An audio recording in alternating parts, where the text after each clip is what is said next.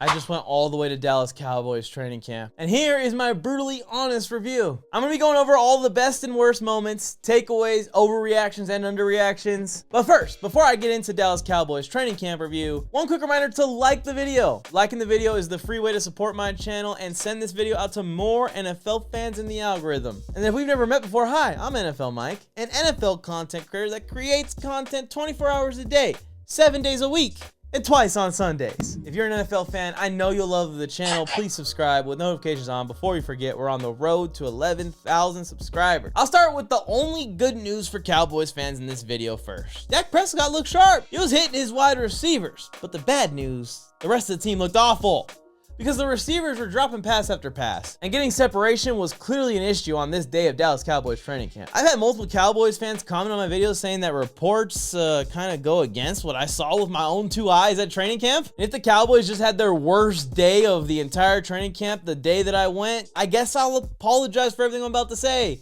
but I can only report what I see. And I saw the receivers looking awful. Brandon Cooks had like one good route that he got open for like a 10-yard completion. I think Dak completed one deep ball to Ezekiel Elliott up the sideline. Other than that, it was all short yardage or incompletions and drops. And Trey Lance did not look good either. He was throwing to the wrong team. I was at practice for this interception. Ezekiel Elliott and Micah Parsons hardly practice. And side note, I don't know what Micah Parsons was doing, but he was running gassers almost like he was on punishment and not working out with a defensive lineman. Maybe he's just trying to get extra conditioning in. Maybe he's working back from something. But that was just weird to see that he, one, wasn't taking reps. He wasn't really practicing. That he was just running by himself. Gassers back and forth in the field. I don't understand that. Ezekiel Elliott, again, he took like 2 reps in team practice, and yeah, he made a good catch up the sideline on one of them, but I kind of went there to see Ezekiel Elliott, Micah Parsons, Trayvon Diggs, Dak Prescott, CeeDee Lamb, and none of them were practicing. And a big thing that I noticed about Cowboys training camp that was different from last year, Coach Mike McCarthy was up in that box in the middle of the field the entire time. Last year, he's very hands-on. He was down there with the offense, with the quarterbacks.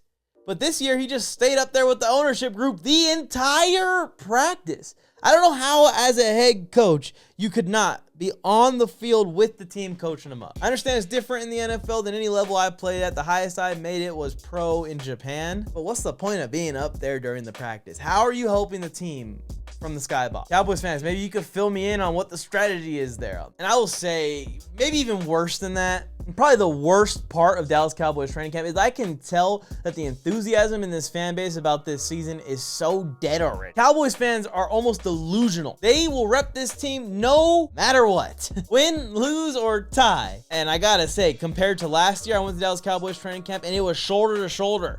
You could not get standing room within view of the field.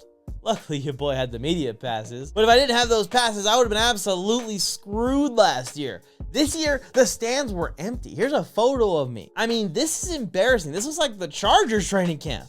In the Chargers training camp, the stadium was filled up to the brim. It's like they switched fan bases for this year. Really, it's just the excitement. Like I'm saying, it's dead in their own fan base. They understand there's a lot of drama with these contracts already between CeeDee Lamb, Micah Parsons, and Dak Prescott. I even was asking Cowboys fans what they should do with the contract situations. And it seems like all of them want them to do exactly the opposite of what Jerry Jones is doing. And it's really led me down a path with the Dallas Cowboys where I'm down on the team this year. I haven't done my Dallas Cowboys record prediction yet, and I will be doing it in the next couple weeks. But typically, when teams play with fire with their contracts like this, with CeeDee Lamb, with Micah Parsons, with Dak Prescott, and you give the football gods an opportunity to send your team down a hill that they'll never be able to climb back up, it just seems like it always happens. When you loosen the lug nuts on your wheels before you drive, the wheels tend to fall off midway through your trip, and it feels like if one wheel falls off of this Cowboys car, the entire team's gonna collapse. I just don't see the incentive for Dak Prescott, if he has a minor injury, to play through it and fight through it. Prove what he needs to prove. He's getting $60 million next offseason almost no matter what. He can only hurt his value at this point. Same thing with Micah Parsons. He can only hurt his value at this point. He will be the highest paid edge rusher in the league by the Cowboys or by someone else. Same thing with CeeDee Lamb. He can only hurt his money at this point. He can only hurt his wallet.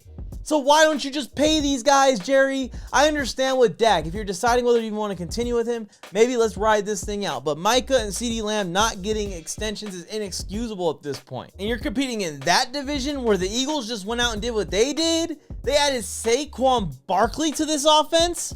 One of the best rushing attacks in the NFL over the last couple of years. Definitely probably the best offensive line in football. Now you put 26 behind him, they're going to be very hard to stop. You look at what the Washington Commanders are doing, bringing in Jaden Daniels. If they finally found their franchise quarterback and Daniels pans out and he pans out to be like a CJ Stroud level player or a Lamar Jackson level player, the Cowboys are absolutely screwed because the Commanders are going to be the team competing with the Eagles for this division, not Dallas. The Giants are stuck with Danny Dimes for a couple more years, but once that ends, I'm sure they'll get better too. Overall, for Dallas Cowboys training camp, the excitement was down. The play on the field wasn't great. And I left last year's Dallas Cowboys training camp thinking the Cowboys were Super Bowl contenders.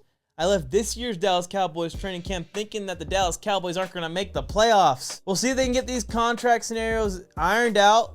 We'll see if they can get Trayvon Diggs back on that field and rocking. And maybe I'll have to eat my foot at the end of the season or next season when I go to Dallas Cowboys training camp. And I see Cowboys fans there and they go, man, you were super wrong about your Dallas Cowboys training camp review. But what will happen for the Cowboys this season? Your guess is as good as mine. But I guess sooner rather than later, the ball definitely won't lie. One last reminder, please like the video and subscribe to the channel before you forget. Bill Flames, I'm with Mike on the mic. With something brand new, one time for your mind. He gave you fair warning. Now it's time to smack him in the mouth with that raw sports talk from the town. Sweet chin music to your favorite sportscaster.